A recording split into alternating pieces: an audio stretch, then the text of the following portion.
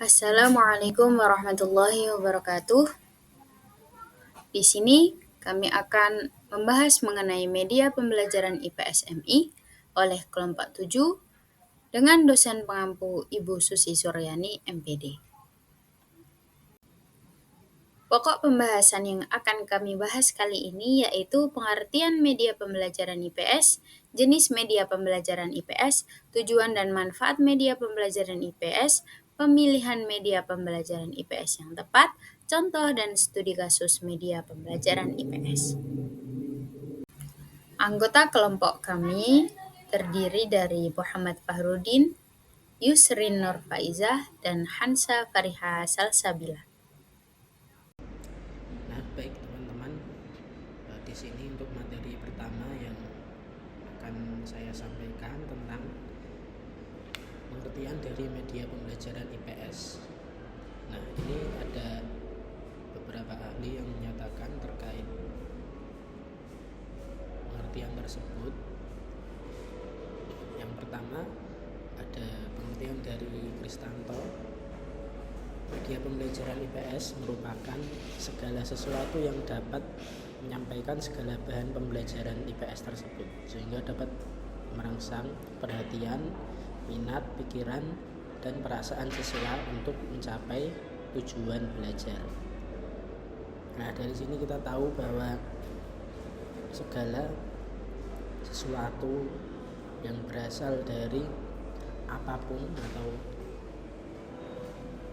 atau dari manapun bisa dijadikan untuk media pembelajaran IPS tersebut. Kemudian yang kedua ada pengertian media pembelajaran IPS menurut Muswardi.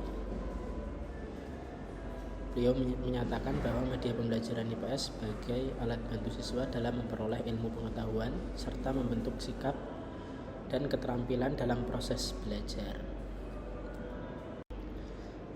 Nah, kemudian setelah kita mengetahui tentang pengertian dari media pembelajaran tersebut,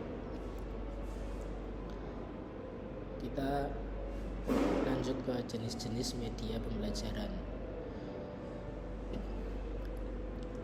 Menurut Arsyad dan Azhar tahun 2011, media pembelajaran itu ada media visual, yaitu media yang mengandalkan indera penglihatan. Media ini bertujuan untuk memperjelas dan memperkuat pemahaman siswa terhadap materi pembelajaran. Nah, media ini memiliki karakteristik mudah dilihat, simpel, menarik, tidak monoton, dan berfokus pada siswa. Media ini dapat berupa gambar atau foto, sketsa, diagram, bagan, poster, komik, dan lain sebagainya. Kemudian jenis yang kedua adalah media audio, yang dijelaskan oleh Kristanto bahwa media audio dapat menyajikan pesan dalam bentuk lambang-lambang baik verbal maupun non-verbal. Nah, ini dapat merangsang pikiran siswa, merangsang perhatian, motivasi, sehingga proses belajar mengajar tadi dapat berlangsung dengan baik pada siswa. Nah, media ini dapat berupa radio, siaran, musik, dan media dengar yang lain. Kemudian yang ketiga ada media pembelajaran audiovisual yang merupakan gabungan dari kedua media tadi, yaitu media visual dan media audio. Nah, media ini dapat menarik perhatian dan minat belajar siswa dikarenakan menggabungkan antara unsur audio dan visual. Media ini berupa video pembelajaran, film edukatif, animasi pembelajaran interaktif, dan media PowerPoint yang disertai dengan suara.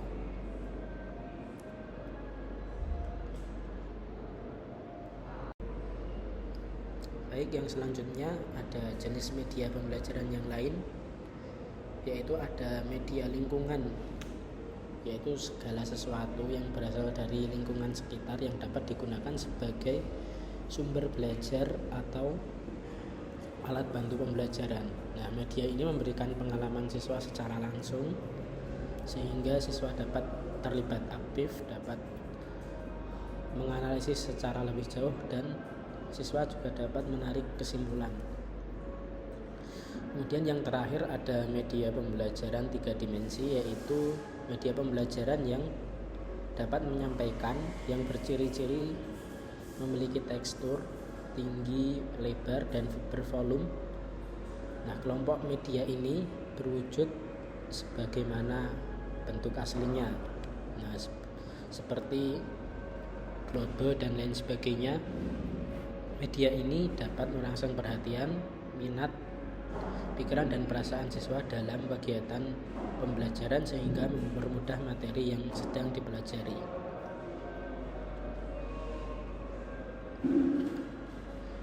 Nah, baik, untuk materi selanjutnya bisa dijelaskan oleh pemateri yang lain.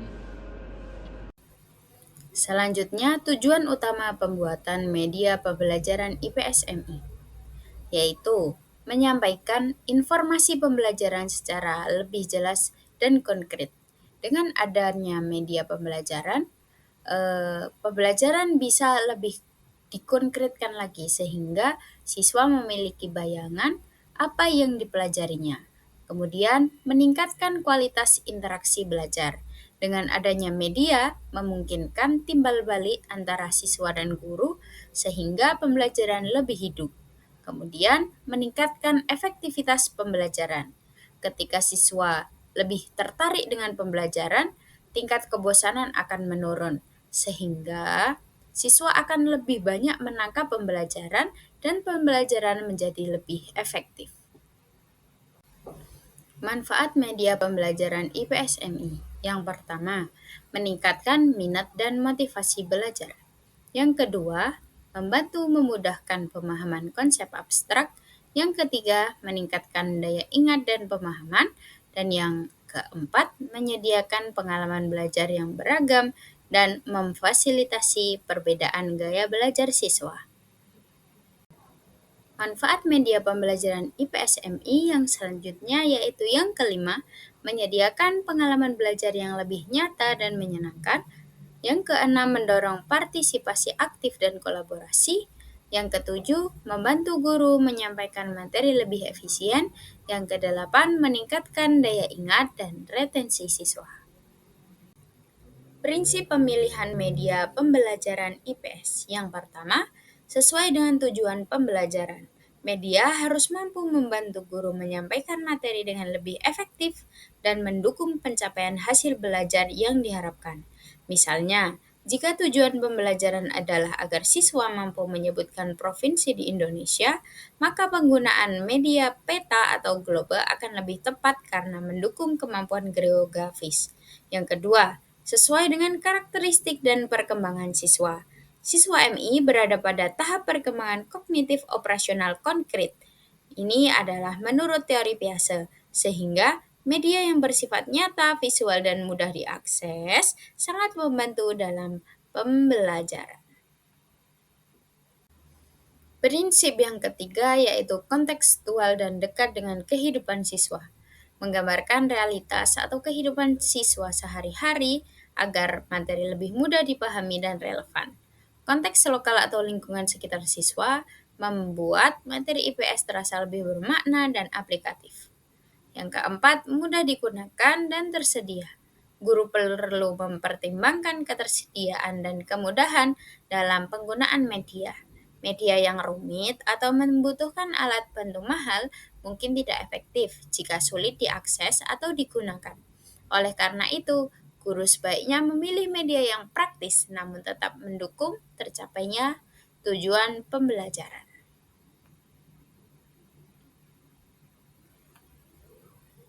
Prinsip yang kelima, mendukung pembelajaran aktif dan kolaboratif. Media pembelajaran harus mampu menstimulasi siswa untuk berpikir kritis, berdiskusi, atau bekerjasama. Media seperti simulasi kegiatan ekonomi atau permainan peran, role play, bisa digunakan untuk membuat siswa belajar secara aktif. bukan hanya pasif menerima informasi. Yang keenam, efisiensi dalam waktu dan pengelolaan kelas. Media yang digunakan harus mampu membantu guru dalam mengelola waktu dan kelas secara efisien. Penggunaan media yang tepat akan mengurangi waktu penjelasan yang terlalu panjang dan membuat siswa lebih fokus. Selanjutnya yaitu contoh penerapan dan studi kasus media pembelajaran IPS MI. Yang pertama, media visual. Penelitian di MI Darul Muta'alimin Sidoarjo menunjukkan bahwa penggunaan media visual dalam pembelajaran IPS dapat meningkatkan pemahaman konsep siswa. Pada mulanya, pemanfaatan media pembelajaran dalam mata pelajaran IPS di MI ini hanya mengoptimalkan adanya buku paket, LKS, dan papan tulis. Seharusnya guru menampilkan slide-slide foto ataupun video mengenai materi apabila di sekolah tersebut memiliki LCD proyektor, atau bisa juga dengan alat-alat sederhana. Nah, guru menggunakan media audiovisual seperti gambar dan juga diagram yang telah disusun secara menarik untuk menjelaskan materi, sehingga siswa lebih mudah memahami konsep yang diajarkan. Hal ini membutuhkan kreativitas dan keaktifan dari guru itu sendiri. Yang kedua yaitu media audio. Penelitian yang dilakukan oleh Yusuf Randy Wibowo, Fatonah Salfadilah, dan Sri Atin membahas penggunaan model pembelajaran role-playing berbantuan media audio dalam pembelajaran IPS di sekolah dasar. Nah, dalam penelitian ini, guru menerapkan model pembelajaran role-playing yang didukung oleh media audio untuk membantu siswa memahami materi IPS dengan lebih baik. Media audio digunakan untuk memberikan konteks dan juga suasana yang mendukung peran yang dimainkan oleh siswa, sehingga mereka dapat merasakan pengalaman belajar yang lebih nyata dan juga mendalam. Hasil penelitian menunjukkan pelaksanaan yang baik. Dengan keunggulan model ini termasuk melatih peserta didik memahami keadaan seakan-akan nyata, merangsang kreativitas dan juga inovasi yang melibatkan peserta didik secara aktif. Yang ketiga yaitu media audiovisual. Pada penelitian di SD Negeri 101966 Pertangguhan menunjukkan bahwa penerapan media ini dalam pembelajaran IPS dapat meningkatkan pemahaman dan juga minat belajar siswa. Pada penerapannya, guru menggunakan video dokumenter dan animasi sejarah untuk menyampaikan materi, membuat pembelajaran menjadi lebih menarik dan juga mudah dipahami. Hasil penelitian dinilai cukup efektif, di mana siswa mencapai KKM sebesar 97%. Mereka menangkap pembelajaran secara inklusif. Nah, hal ini terbukti dilihat dari pembelajaran yang lebih menarik dan mudah dipahami. Suasana kelas yang menjadi lebih kondusif dan sikap siswa pun menjadi berubah, tidak bosan, semangat, dan antusias dalam proses pembelajaran, serta perhatian siswa terpusat kepada topik yang dibahas dalam pembelajaran, dan meningkatkan pemahaman siswa yang tertuang dalam nilai hasil ulangan harian, serta siswa sudah mampu menyebutkan serta mencontohkan kembali pembelajaran dengan tepat. Yang keempat yaitu media interaktif. Dalam artikel jurnal tersebut telah dianalisis 21 jurnal dan artikel terkait media interaktif dalam proses pembelajaran. Nah, penelitian yang dianalisis dalam artikel jurnal tersebut menunjukkan bahwa penggunaan media pembelajaran interaktif dapat meningkatkan minat belajar siswa pada mata pelajaran IPS. Dalam penerapannya, guru menggunakan presentasi interaktif dan simulasi untuk melibatkan siswa secara aktif dalam proses pembelajaran sehingga meningkatkan minat dan pemahaman mereka.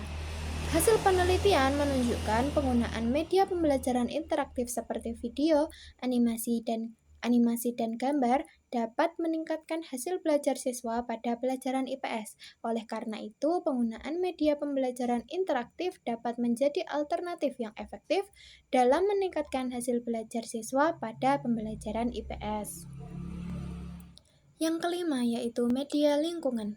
Penelitian yang dilakukan oleh Mega Dwi Susanti di MI Islamiyah 1 Surawono menunjukkan bahwa pemanfaatan lingkungan sekitar sebagai media pembelajaran IPS dapat meningkatkan pemahaman siswa terhadap materi yang diajarkan. Pada penerapannya, guru mengajak siswa melakukan kunjungan ke museum dan juga observasi lapangan untuk mempelajari materi secara langsung, sehingga pembelajaran menjadi lebih kontekstual dan bermakna.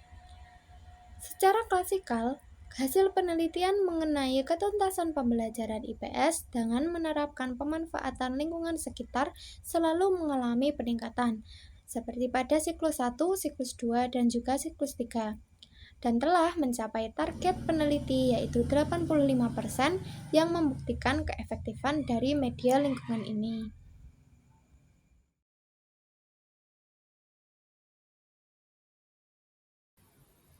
Sekian dari kami, semoga bermanfaat. Terima kasih.